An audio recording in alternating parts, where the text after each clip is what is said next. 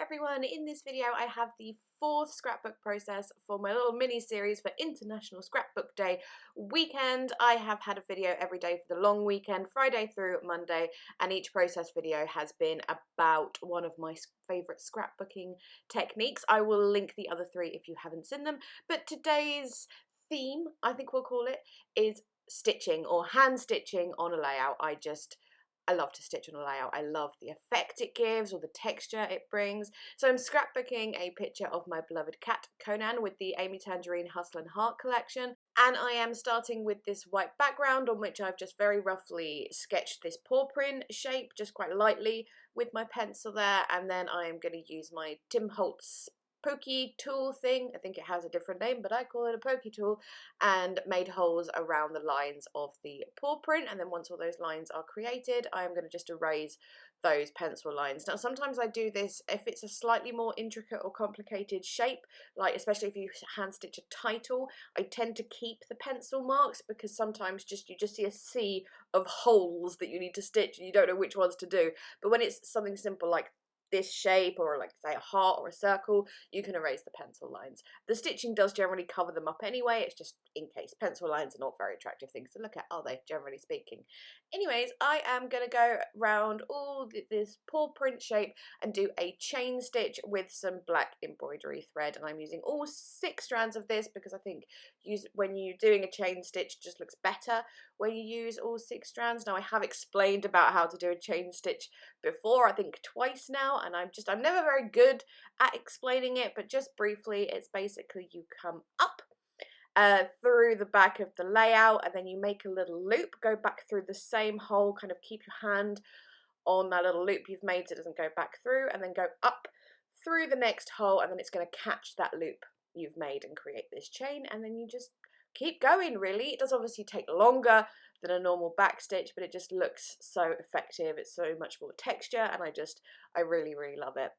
I did have some trouble though doing this one. It took me longer than it usually does. I don't know, my thread kept getting really twisty and knotty as I was doing. I don't know what happened with that. And also it was shedding so much. I don't know if you can see it at the moment, but there was just loads of little black fibres everywhere. So I don't know, maybe this thread I bought was particularly cheap or something, I don't know. But here I am doing the last little bit here. Obviously I've cut out most of the footage of me doing this because it's not very interesting to watch.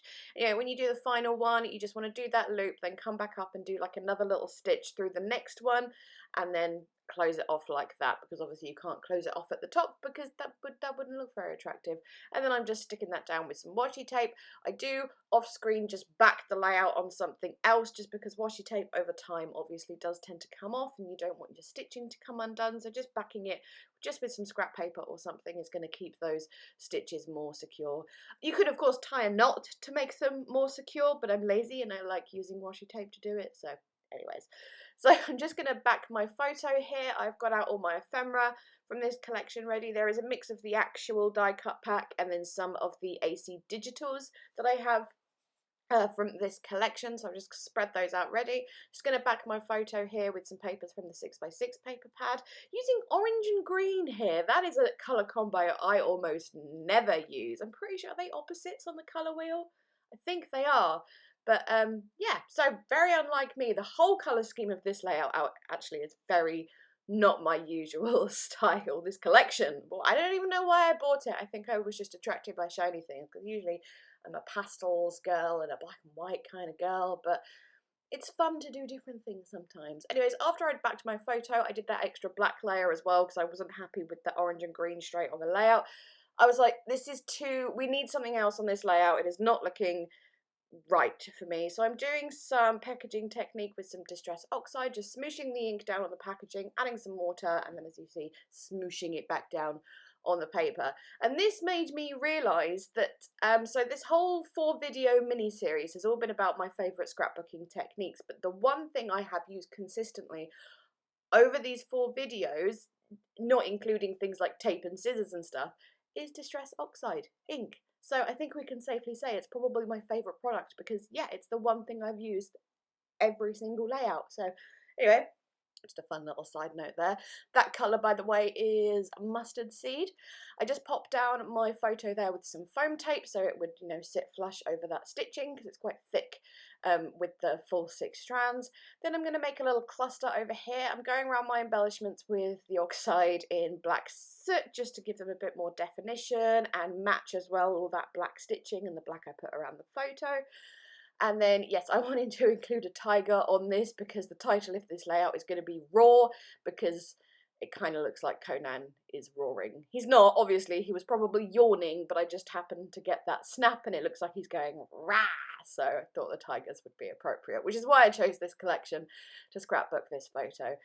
My little tiger though needed a little bit of a base more than those flowers that I made a cluster of, so just from the sticker book from this collection, I just got some of those little banners there and gave him a little base to sit on there. I had to get the little yellow one because otherwise there would be trapped white space between his legs and that wouldn't look very good. I'm going to put a little cluster of hearts here just on top of the photo just because I just thought it would look cute like that. Add a little bit of gold to the layout as well. And then some more of those little stickers. These stickers I'm using here are from the Amy Tan, like, general sticker book, you know, the big ones. So I'm using a mix of the actual collection sticker book and the general one. And then, oh, sorry about that knock there. I just thwacked my ring on the table as I was gesturing to no one but myself. Anyways, I added a little camera on the photo there. I kind of wasn't... I didn't want to use the pink camera, but that was the camera that the only one that could face in to the photo, so that's why I went with that one. I went for the positioning of my photo, by the way. Originally, I had it in my head to put it either in the middle of the paw print or slightly to the right of the paw print, but I ended up putting it in the bottom here just because of the way Conan is facing in this photo. He needs to face into the layout. If I put him towards the right, he'd be facing away from the layout and that would just look a bit weird and wrong. Anyways, I decided to put a little thing, an embellishment something in each of the little toe beans, as we call them. I don't know what, the little toe beans of the paw print. So I've just fussy cut a couple of pieces, chosen bits from the ephemera pack, got like this tag here, which I added an eyelet to, just added another little gold element there, so just popping those on. I think I go around the edges of these as well with the black soot oxide again, just so there's the general theme going around with that. The reason the spray bottle is on my layout at the moment, by the way, is just because that tag wasn't sticking down very well, so I just put something heavy on it while it dried. That little square one there with the tiger that says stay wild, I just punched the corners of that because I just wasn't 100% happy with the square. It didn't look quite right. And then just a little tag sticker there, and then in that last little toe bean, that is obviously the scientific name for it, and then just adding a few more little pretty stickers and things, just nice little details and whatnot. Now, I was originally going to have one tiger, and then I used the other tiger, and I'm very much about, you know, odd numbers of things, so we had to add another tiger. So from the sticker book, I got another banner for another tiger to sit on like that, and I'm also going to use that as the basis for my title, which is just, as I said before, Raw.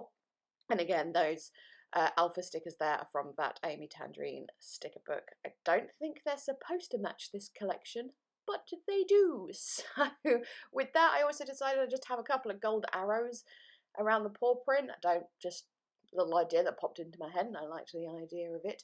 And then I'm going to finish off with some splatters. These are Dilutions in slate grey, kind of black splatters, but they're not actually black, they're really dark grey, but they just work better when you want black splatters for some reason. I don't know why.